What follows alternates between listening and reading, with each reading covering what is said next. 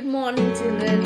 Today we are going to do the final revision. Already I have taught you so many lessons from English grammar, from English literature, and today it's going to be the final revision for all of you. So let us begin with grammar revision. Okay, let's get started now. See, first grammar as well as vocabulary. Okay, according to the lesson, I would see what topic is there, and one more thing, you can also try to answer, as I have already discussed these questions of grammar and vocabulary, so I think you can easily answer. So before I tell you the answer, you must check, you tell the answer first, and then when I will say, just to match your answer. Okay, so let's see let us start from some grammar and vocabulary. Okay, let's have a look to these questions.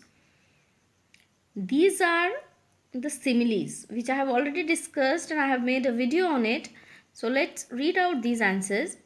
The bed sheet was as white as. What would be the simile? I mean, here you see the bed sheet will be compared with what is there of white color. What, as the bed sheet is white, what can you write the word to compare the color of the bed sheet? That will be snow.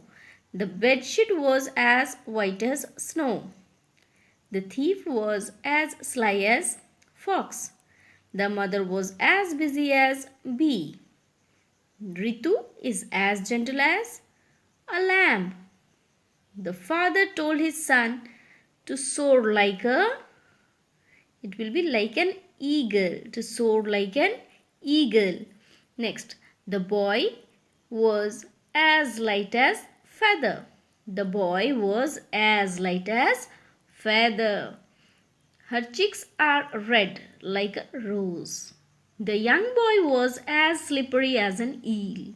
So these are the answers what we have discussed, but if you want to see in detail what is meant by simile and how can we identify simile, you can just go through the video. Already there is a video in my channel. You can just go through it and have a look to the detailed knowledge of simile. Now let's have a look to the classification of sentence. Assertive sentence, interrogative sentence, imperative sentence and exclamatory sentence. So as you can see, assertive sentences I have already discussed in the sentence lesson in the previous video, that assertive sentences tell us the fact or any kind of information or any kind of declaration, and interrogative sentences, they tell us about a question. Whenever we ask any question, that question sentence would be interrogative sentence. In imperative sentence, we either give an order or a suggestion or we make a request. So any request, suggestions or order means command will come under imperative sentences. Next one is exclamatory sentence. Here we show a sudden what? You already know. Exclamatory sentences, they show us a sudden emotion or sudden feeling.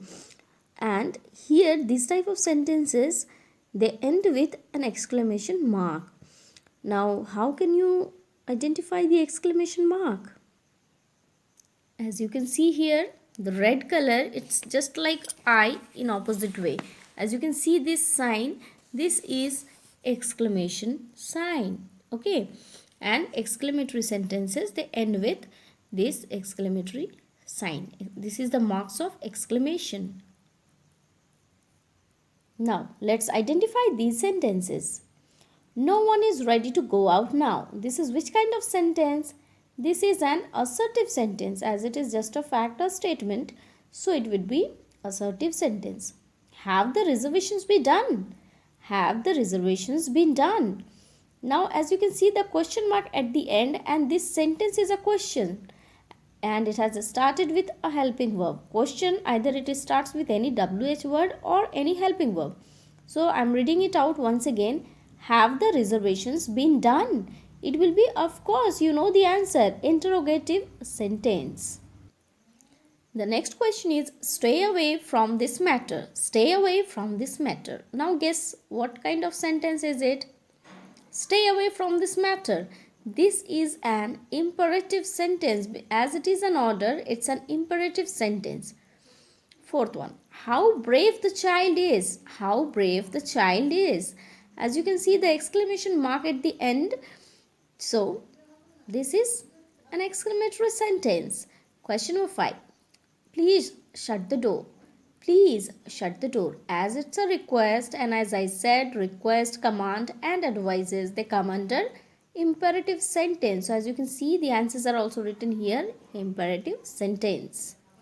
Now the next topic is noun. As you can see, noun is a name of any person, place or thing. It's a naming word. So let's have a quick revision of the kinds of it. Proper noun, any specific name is proper noun. Mumbai, Delhi, Rohan, Mohan, Sohan, it can be anything. A common noun is a common name for the people, places or animals like boys, city, school, girls, lady. Now, collective noun, it's a name given to a group. It means it's a name of collection. So name of collection, it can be the name of any group, like a group of players, team, group of sheep, herd, group of cards, pack. So name of any group is collective noun. Abstract noun tells us the feeling, the idea, the name of a feeling or the idea. It's not the feeling, but it is the name given to the feeling or the idea. So here anger, hunger, these are the abstract noun. Must remember, angry and hungry won't be answered because these are adjectives. Name of those feeling we have to write. So we don't have to write the quality, the name of that, either the particular state or the particular feeling's name. Okay. So like innocence, but innocent will be adjective, not noun. What is the noun then? Innocence. Okay. So this thing you must keep it in mind. And the last one is material noun. Material, the material we use for making the different things. So name of the materials or the items which are required to make some other thing. Like here the example is given gold and leather, because we make golden earrings, golden jewelry, leather bag or belt. So these are the material. There can be many more things like sugar, milk. These are also materials. Okay. Now, let me ask you some questions related to collective noun. You just tell me some of the collective nouns. I'm going to ask you some questions. A dash of stars. What would be the answer? A dash of stars. Answer would be constellation of stars. Constellation of stars. Next, a dash of students. Answer faster. A dash of students. Answer would be, of course, class of students. Class of students. Next, dash of bees. Dash of bees. Answer will be swarm of bees. Answer will be swarm of bees. Next, dash of soldiers. Answer faster. Dash of soldiers. An army of soldiers. Next, a dash of judges. Bench of judges. Bench of judges. Dash of fish. Shoal of fish. Shoal of fish. Last one. A dash of musicians. A dash of musicians. Answer would be band of musicians. Band of musicians. Okay. Now tell me some synonym words. Okay. Are you ready? What is the synonym for almost? Almost. Synonym for almost? Nearly. Almost, nearly. These are the synonyms, means the words which have similar meaning. Okay. The word meanings, you can say, not exactly the word meanings, but the word which has the same meaning. Okay. What question I am asking and the answer you are giving, both the words would have the same answer. Okay. Now my next question is collect. Collect. What would be the synonym for it? Yes, you're correct. It would be gather. Correct. Collect will be gather. Collect, gather. Third one, clever. Don't say foolish, because foolish is, I know some of you will say foolish immediately. Clever, foolish. But foolish is antonym. It's opposite word. It's not the synonym word. I am asking synonym word for clever. It won't be foolish. Clever you can say as intelligent. Okay, clever you can answer as intelligent as its synonym word. Next one is monster. Monster, of course. Beast, a very common word. You have heard many stories, you have seen many stories on beast. So monster, beast. Okay, yeah, demon also you can write, no problem. And pleasant, don't say unpleasant. Unpleasant is opposite word. Pleasant will be charming. Pleasant will be charming. Okay, as I have taught you the present perfect tense and the past perfect tense, so let us discuss about that. First, let's know the structure of present perfect tense. What is the structure for present perfect tense? What is your answer? What would be the structure for present perfect tense? The structure would be subject plus have or has plus V3 plus object. So subject, once again I am repeating, subject plus have or has plus V3 plus object. Now example, I have played a match. She has drawn a beautiful picture.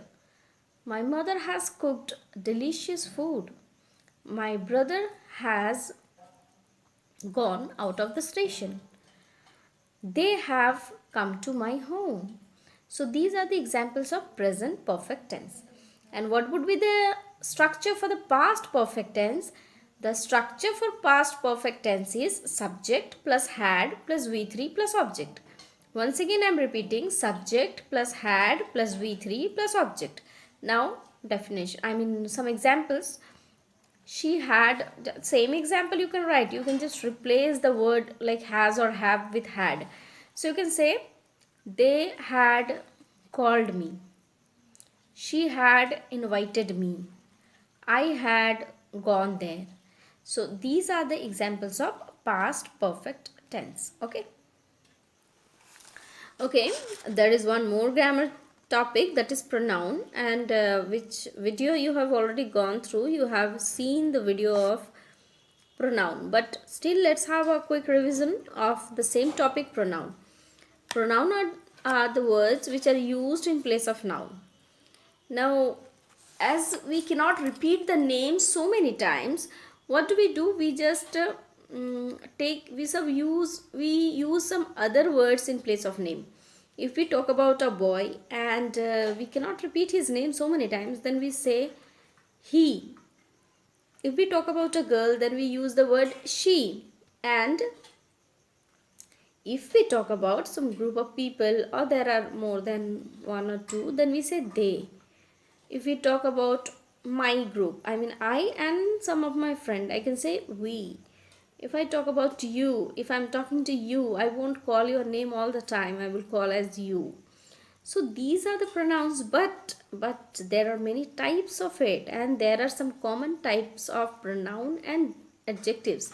So there you need to be very careful that some pronouns, like see, personal pronoun, what examples I gave, I, we, you, these all are the personal pronouns. But there are some other pronouns like possessive pronoun. Now in possessive pronoun, the words which come as like possessive pronoun, mine, yours, hers, theirs. So s will be added, and these words are often used at the end of the sentence. For example, this book is mine, that book is his, this house is hers, these books are ours. So these type of sentences, these at the ending word, if you noticed, I said mine, his, hers, ours. So it ends with s. But the similar words to these, like my, your, her, his is a common word. His is used as pronoun also, as adjective also. But the other words, like this is my book, then my is not possessive pronoun. It doesn't say, it says the belonging, but it is adjective. My is adjective, mine is pronoun. Your is adjective, yours is pronoun. These are the all possessive adjectives and possessive pronoun. Okay, so her is possessive adjective and hers is possessive pronoun. So don't get confused in this. And the same way, interrogative pronoun and interrogative adjective is also there. As you know, the words of interrogative, what, which, why, when, where, these all WH words are interrogative words, but these words are used as pronoun as well as adjective. And I have already made a separate video on it, and I think you have the link. If you don't have, I'll give it to you. You see, same examples. What is this? What is this? This is interrogative. This what is interrogative pronoun. How can we identify that? Because what is this? After what we have verb. Whenever after the question word, if it is a verb, then that is pronoun. Where are you going? Where is pronoun? Interrogative pronoun. Okay. Now, which is your book? Interrogative pronoun. But which book is yours? Here, which book? After which we have used a noun. Which book is yours? So this which is interrogative adjective. Okay. One more I said. There can be many questions. You just see the WH word, and just after that, if the word is noun, then that is adjective. Just after the WH word, and if the word is verb, then that is pronoun. So I already have a video on it. Just go through it, so that if you have any doubt, you will get a solution for your doubt. Okay. That video is pronoun versus adjective. Okay, that video once you go through. So this was about pronoun. There are many more pronoun, but mainly what I saw, what I have made videos on, you have gone through possessive pronoun, personal pronoun, and interrogative pronoun. These were some of the important pronouns that we have discussed. Okay. Now, I want to ask some question from the lesson. So I think you can answer to all my question. Let's have a try once. Okay. Now, my first question is,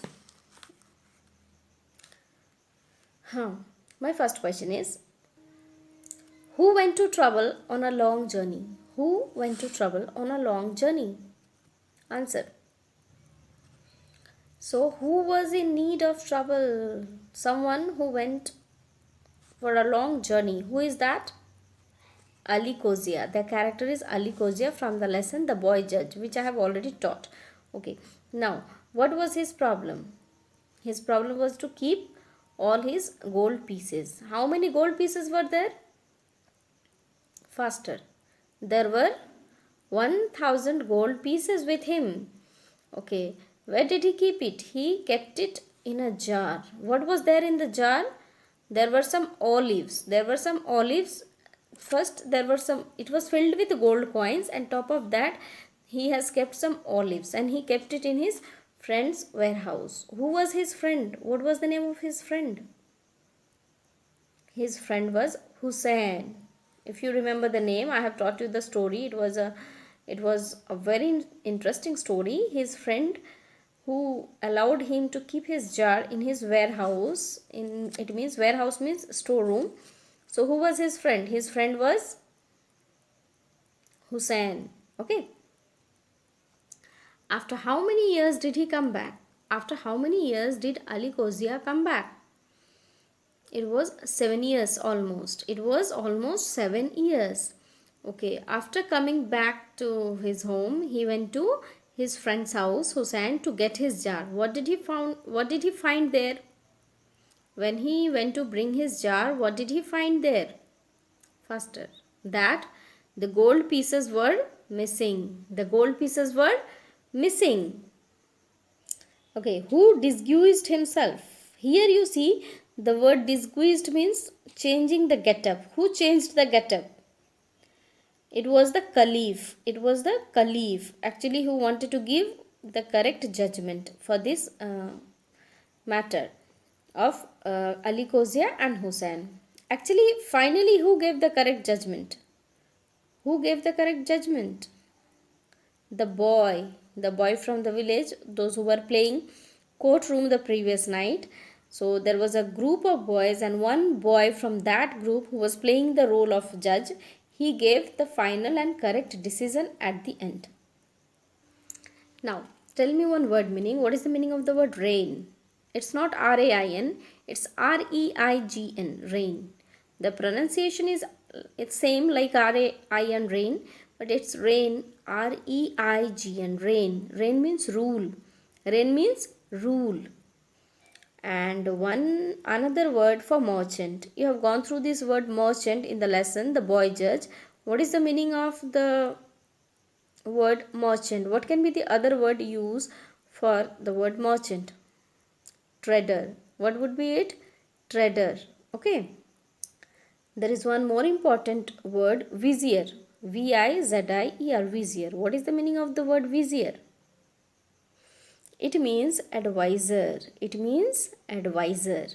Okay, so this was the last lesson which was not done, but the all other lessons, the all other topics, I mean the chapters, revision was done in the live classes, and almost grammar topics also we have finished all. But still it was once again a final knock to you, and it's your duty to prepare each and every question, each and every grammar point, vocabulary point, and the lesson.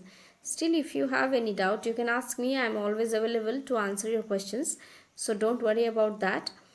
So you can ask me any doubt, any question at any time. I'm always there with you to solve your any kind of problem related to your lesson topic.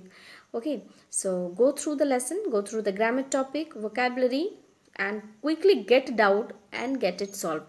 Actually, if you get doubt, I would know that you are studying actually.